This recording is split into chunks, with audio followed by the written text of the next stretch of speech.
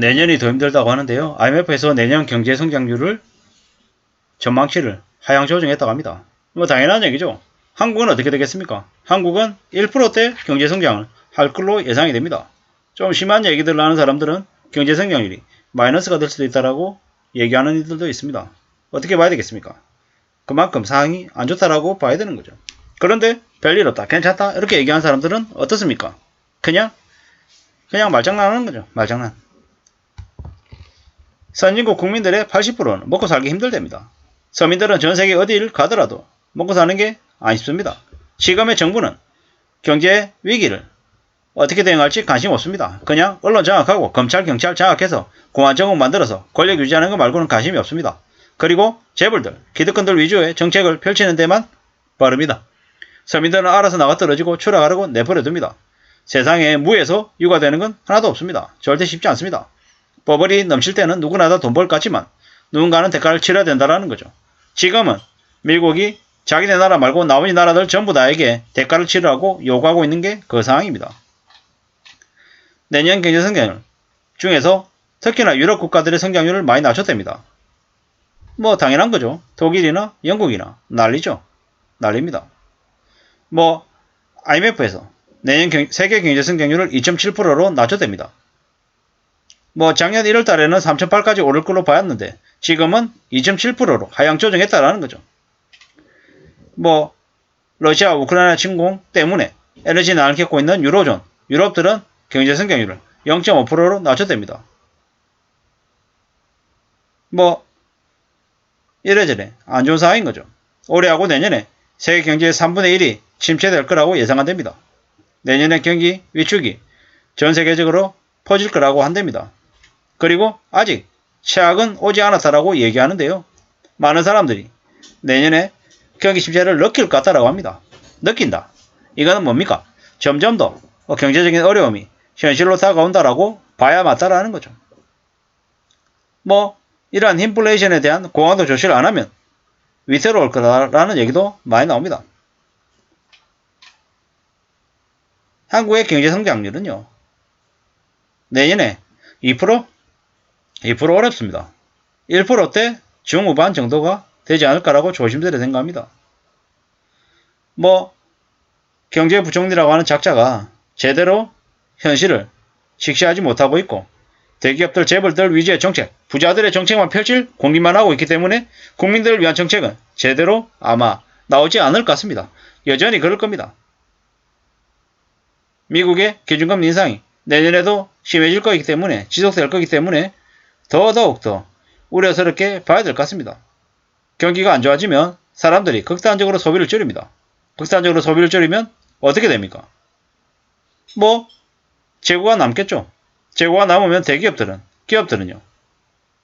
뭐 매출이 줄어드는 만큼 이익이 감소되니까 어떤 식으로든 인건비를 줄이려고 사람들을 내보내기 시작할 거고 사람들이 해고되고 일자리를 잃으면 또 그만큼 소비 여력이 더 줄어들어서 사람들의 삶이 더 안 좋아질 거다라고 봐야 되는 거죠.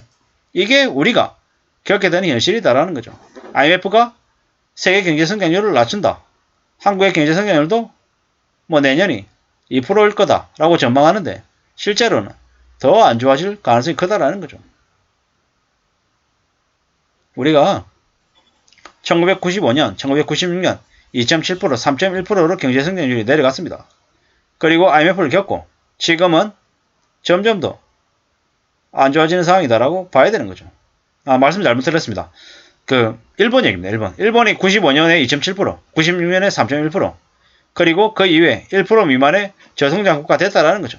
앞으로 한국도 그와 같은 일본의 전철을 밟을 거다라고 보는 게 맞겠다라는 말씀을 드립니다. 우리가 살아가는 삶이 많이 어렵죠. 2010년대에는 가계대출이 600조에서 700조였습니다. 다르게 얘기하면 한 1억에서 한 2억 정도의 빚을 가지고 있다라고 봐야 되는 거죠. 근데 지금 이제 가계부채가 1900조 가깝죠. 이 말인즉슨 뭐 가계의 빚이 최소 3억 이상이라는 거죠. 최소 3억 이상.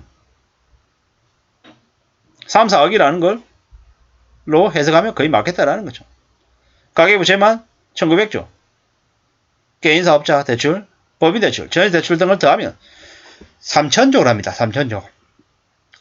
그냥 GDP 대비 200%인 거죠. 그 어느 나라도 겪지 못한 수치입니다. 2010년도에는 경제 성장률이 3에서 5%였고 지금은 이제 내년이 되면 1%대로 아마 주저앉을 거죠. 이게 좀 더 심하면 0%대가 될 수도 있습니다. 근데 어떻습니까? 빚은 점점 더 늘어나고 뭐 기댈 데가 없죠. 물가 폭등하고 버스비, 지하철요금, 전기세, 가스비 오르고 보험료 오르고 이제 세금이 엄청나게 치솟을 거죠. 1990년대 일본보다 더 극심한 경제 위축과 충격이 온다라고 봐야 되는 거죠. 지금은 부동산 따위가 문제가 아닙니다. 당장 먹고 사는 일이 더 시급해집니다. 어쩌면 하루에 한 끼 정도 굶는 거에 다 반사할 수도 있습니다. 이미 지금 현재 120만 명 이상이 금리가 오르면서 파산할 지경에 놓여 있다라고 합니다. 충격이죠. 이제 40년, 50년 금융노예에 전락하는 건 당연한 얘기라는 겁니다. 죽을 때까지 일하면서 원금보다 많은 이자를 내게 될 거랍니다. 사실상 버는 돈의 전부를 은행에 갖다 바쳐야 되는 거죠. 최악의 부동산, 주식, 코인 거품이 사람들을 대거 힘들게 만들었습니다. 그들을 뜯어먹으면서 대기업들, 재벌가, 족벌가들은 더 잘 살겠죠. 앞으로 먹고 사는 게 점점 지옥과 같아질 겁니다. 험난해지고 희망을 갖기가 어려울 거라는 거죠. 그저 우리는 가족을 생각하고 좀 더 성실하게, 좀 더 착실하게 버틸 궁리해야 될 것 같습니다. 안 그러면 죽어야 끝나는 인생이 될지도 모른다라는 거죠. 대출, 빚내는 거 그냥 별일 아닌 것처럼 생각했지만 절대로 괜찮은 일이 아니라는 거죠. 어떻게든 하루하루 충실히 살고 욕심을 줄여야 됩니다. 단순하게 살고 조금이라도 안 해도 되는 거면 안 하는 걸 결정해야 된다는 거죠. 그래야 위기에서 비껴나 있는 삶을 살 수 있을 것 같습니다. 경제 성장률이 점점 더 낮아진다는데 위기에서 비껴나 있는 삶을 살 공리를 해야 된다라는 말씀을 좀 드리고 싶었습니다.